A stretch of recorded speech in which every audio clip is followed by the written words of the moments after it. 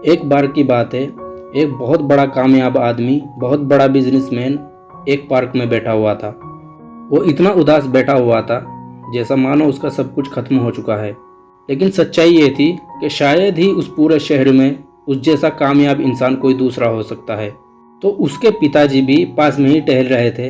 वो उसे उदास देखकर उसके पास आकर बैठ जाते हैं और उससे उदास होने की वजह पूछते हैं। उसने उदास होने की जो वजह बताई तो हमें लगता है शायद हमारे उदास होने की वजह भी वही होती है।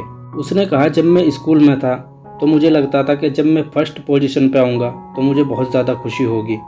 जब मैं फर्स्ट पोजीशन पे आया तो मुझे 2 दिन तक खुशी हुई, लेकिन फिर नॉर्मल हो गया। फिर मुझे लगा कि अगर मैं स्कूल पास कर जाऊँगा तो मुझे बहुत ज़्यादा खुशी होगी और लाइफ नॉर्मल हो जाएगी। उसके बाद लगा जब ग्रेजुएट हो जाऊँगा शायद तब लाइफ अच्छी हो जाएगी। मैं ग्रेजुएट भी हो गया, लेकिन फिर भी लाइफ नॉर्मल थी। उसके बाद मुझे लगा कि शायद मैं नौकरी करने लगूंगा तो लाइफ अच्छी हो जाएगी, लेकिन लाइफ तब भी नॉर्मल रही। उसके बाद लगा कि शायद इस नौकरी में सैलरी कम है, शायद दूसरी नौकरी करूंगा, सैलरी बढ़ेगी, अपनी फैमिली के साथ घूमने जाऊंगा तो लाइफ शायद बहुत अच्छी हो जाएगी, लेकिन फिर भी लाइफ नॉर्मल रही। लेकिन बिजनेस भी कर लिया, सैलरी भी बढ़ गई, लेकिन उसके बाद अपनी फैमिली के साथ मैं कभी घूमने जा ही नहीं पाया। फिर अपने बिजनेस को ग्रो करने में उलझ गए और ऐसी बहुत सारी खुशियाँ हैं जिन्हें हम इंजॉय कर ही नहीं पाए। और इतना सक्सेस होने के बावजूद भी अब ऐसा लगता है कि शायद वो खुशियाँ कभी आ ही नहीं पाएगी, क्योंकि अगर इतना सब कुछ मिलने के बाद भी वो खुशियाँ नहीं आ पाई तो फिर कब आएंगी और कहाँ से आ जाएगी। ये सुनकर उसके पिताजी समझ गए और उसे एक फूलों के बागीचे में लेकर गए। ये सुनकर उसके पिताजी समझ गए और उसे एक बहुत लंबे फूल के बागीचे में लेकर गए जहाँ हर तरह के फूल थे।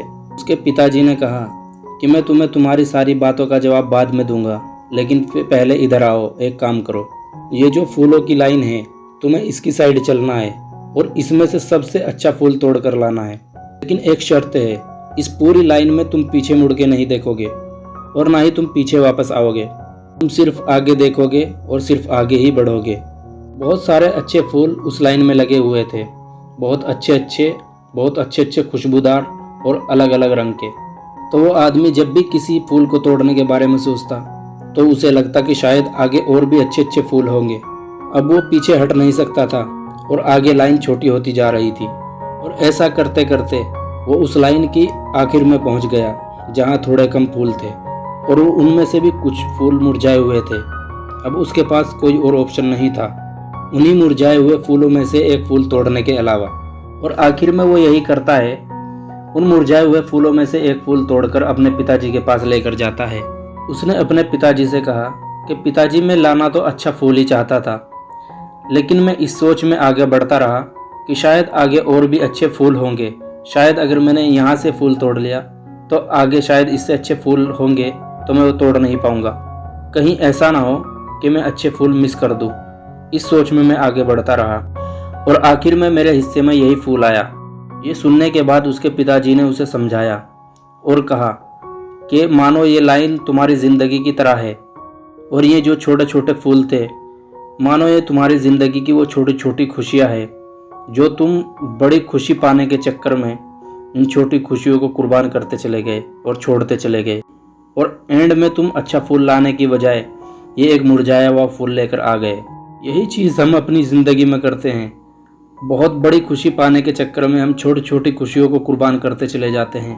हम बहुत बड़ी कामयाबी की तलाश में छोटे छोटे मौके भी खो देते हैं। कहानी अगर अच्छी लगी हो तो लाइक करना, शेयर करना, सब्सक्राइब करना। मिलते हैं अगली वीडियो में, तब तक के लिए बाय।